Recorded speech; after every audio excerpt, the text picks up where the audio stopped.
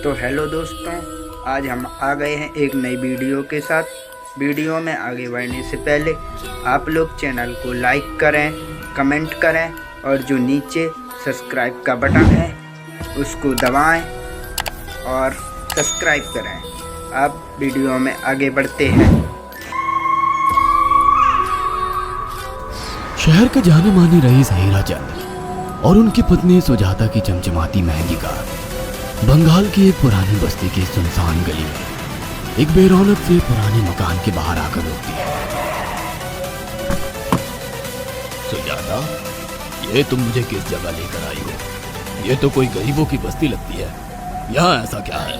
हीराचंद की कुछ भी समझ में नहीं आ रहा था कि सुजाता उसे ऐसी अजीब सी जगह क्यों लाई है, जिस मकान में दिन में भी अंधेरा दिख रहा था और धुआं उठ रहा था। आप मेरे साथ अंदर चलिए, सब समझ जाएंगे। यहाँ हमारी हर समस्या का समाधान मिलेगा। सुजाता और हीराचंद आशंकित कदमों से उस मकान में दाखिल होते हैं। तभी उन्हें किसी महिला की बाहरी आवाज सुनाई पड़ती है। चले आओ, चले आओ। हीराचंद ने देखा कि उस मकान के अंदर अंधेरा था। अचानक हीराचंद की निगाह एक कमरे की ओर पड़ी, जिसके अंदर हल्की हल्की सी रोशनी आ रही थी और उस कमरे के अंदर से धुआं उठ रहा था। शायद उस कमरे के अंदर आग जल रही थी। ये किसकी आवाज है? यहाँ इतना अंधेरा क्यों है और ये धुआं कैसे उठ रहा है? मेरा तो यहाँ दम घुट रहा है। सुजाता और हीराचंद धीरे धीरे कदमों से उस कमरे के अंदर चले गए। अंदर वाले कमरे में बिखरे बाल वाली एक खूबसूरत सी बूढ़ी औरत सामने जल रही आग में एक मुर्गी की गर्दन काटकर उसका खून गिरा रही थी और मुर्गी का शरीर छटपटा रहा था। ये देखकर सुजाता को उबकाई आने लगी। हीराचंद ने सुजाता की ओर देखकर कहा, तुम भी मुझे यहाँ लेकर आई हो और खुद ही घबरा रही हो। कौन है ये भयानक सी शक्ल वाली औरत और हम यहाँ क्यों आए हैं? अचानक उस औरत ने एक झटके में मुर्गे की गर्दन धड़ से अलग कर दी। ये देखकर सुजाता के मुंह से चीख निकल गई और सेठ हीराचंद भी सहम गया। वो बहुत डरावना नजारा था। ये अघोरा ताई है। ये हमें अपनी काली तंत्र विद्या से संतान सुख प्रदान कर सकती है, इसलिए मैं आपको यहाँ लेकर आई हूँ। ऐसी बात करती हो? जहाँ बड़े से बड़े डॉक्टर सफल नहीं हुए, वहाँ ये मामूली औरत क्या कर लेगी? हीराचंद की बात सुनकर अघोरी ताई ने गुस्से से हीराचंद की ओर देखकर कहा, नादान हीराचंद, काली विद्या में इतनी शक्ति है कि मरे को भी जिंदा कर दे। संतान पैदा कराना कौन सा मुश्किल है? तुम्हें मेरा नाम कैसे पता? क्या तुम सच में हमें संतान सुख दिला सकती हो? तुम जितनी दौलत मांगोगी मिल जाएगी, अगर ये संभव है तो। संतान का नाम सुनते ही हीराचंद की आंखों में चमक आ गई। वह संतान के लिए कुछ भी कर सकता था। तुम लोगों को मुझे एक नवजात शिशु लाकर देना होगा। मैं उस शिशु की बलि चढ़ा दूंगी और फिर वही शिशु तुम्हारे घर में फिर से जन्म लेगा। नवजात शिशु की बलि का नाम सुनते ही सुजाता और हरिचंद डर के मारे सिहर गए, पर उनकी आंखों में उनकी संतान का सपना ज्यादा बड़ा था। वो सब करने को तैयार थे। अघोरा ताई, आप जैसा कहेंगे हम वैसा करेंगे। बस हमें संतान सुख दिला दो। बिना वारिस के हमारी दौलत किस काम की? संतान सुख के लिए अंधे हो चुके सुजाता और हरिचंद अपनी नौकरानी शीला से एक नवजात बच्ची चोरी करवा के अघोरी ताई को दे देते हैं।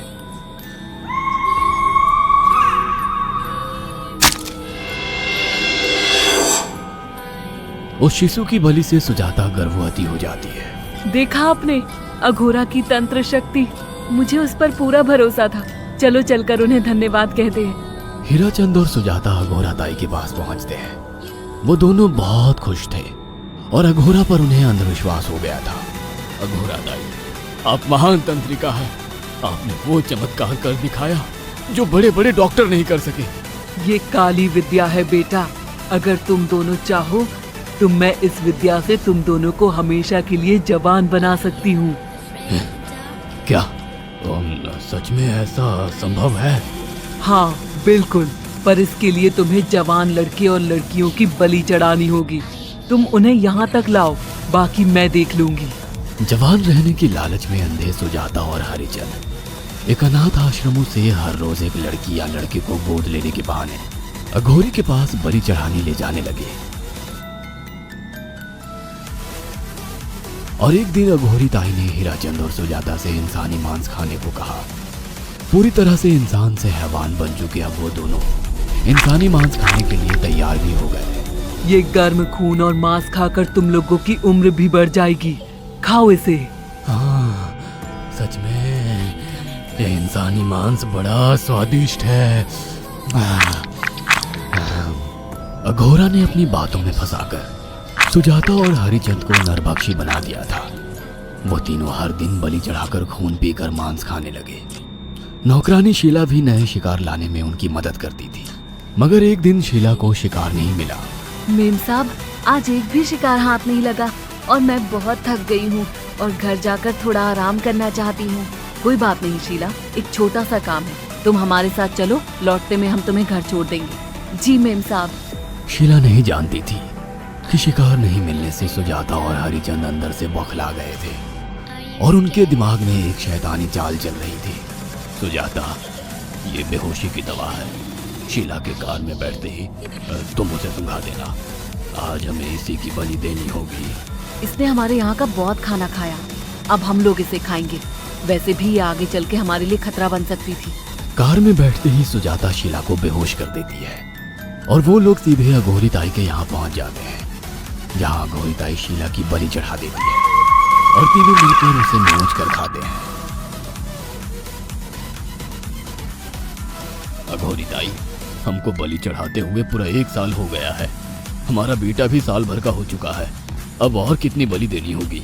बस एक आखिरी क्रिया और बची है, उसके बाद तुम दोनों हमेशा के लिए जवान हो जाओगे। कैसी क्रिया अघोरा ताई? 3 दिन बाद सूर्य ग्रहण है, हमें पास के घने जंगल में एक विशेष क्रिया करनी होगी। उसके बाद तुम लोग कभी बूढ़े नहीं होगे। कितना अच्छा होगा, हम हमेशा जवान रहेंगे और सालों साल तक अपनी दौलत से ऐश करेंगे। हाँ, सच कहा। अघोरा ताई ने हमारे हर सपने पूरे कर दिए। 3 दिन बाद बंगाल के बियाबान जंगल में कोहरे और ओस से भीगे पेड़ों के बीच एक घने बरगद की बेलों पर कटे इंसानी सिर लटक रहे थे, जिसमें से खून टपक रहा था। काले जादू का सामान भी रखा था। कितनी भयानक जगह है ये, हर तरफ कटे हुए सर लटक रहे हैं। थोड़ी देर में सब समझ जाओगे। बैठ जाओ और मेरे साथ ये मंत्र दोहराओ। अघोरा, ये किन लोगों की कटी हुई गर्दनें हैं? आप यहाँ क्या करने वाली हो? हीराचंद की बात सुनकर अघोरा जोर जोर से हंसने लगी और उसने एक शैतानी हंसी हंसते हुए हीराचंद की ओर देखकर कहा, तुम जैसे ही लोगों ने अपनी इच्छाओं को पूरा करने के लिए इन लोगों की बलि चढ़वाई है और फायदा उठाया है। अब तुम दोनों आंखें बंद करके यहाँ बैठ जाओ और मेरे साथ मंत्रों को दोहराते जाओ। अघोरा ने सुजाता और हरिचंद को वशीकरण मंत्र और काले जादू के इस्तेमाल से सम्मोहित कर दिया और देखते ही देखते वो एक भयानक डायन में बदल गई और चीखती हुई बोली, अब मैं तुम दोनों की बलि चढ़ाकर अमर हो जाऊंगी, क्योंकि तुम लोगों ने 100 लोगों की बलि का खून पिया है। देखते ही देखते उस डायन ने फरसे से एक एक करके सुजाता और हरिचंद की गर्दन काटकर जल रही आग में बलि चढ़ा दी और उनका गर्म खून पीने लगी। जब तक तुम जैसे मूर्ख और लालची लोग अपने फायदे के लिए दूसरों को मेरे पास लाते रहेंगे, मैं उनका फायदा उठाकर ऐसे ही उनकी बलि चढ़ाती रहूंगी। दरअसल अघोरा एक डायन थी और अपना स्वार्थ पूरा करने के लिए उसने हीराचंद और सुजाता की लालच का फायदा उठाकर उनकी भी बलि चढ़ा दी। बुरे काम का बुरा ही नतीजा मिलता है। अगर आपको हमारी ये कहानी पसंद आई हो तो इसे लाइक और शेयर करना ना भूलें। साथ ही ऐसी और नई कहानियों के अपडेट्स पाने के लिए हमारे चैनल अब तुम लोग गलती से अगर नए हो तो सब्सक्राइब करो। वो जो लाल वाला बटन है उस पर अपने जीजा जी फेंक के मारो या फूफा जी, मुझे नहीं पता, बस क्लिक हो जाना चाहिए।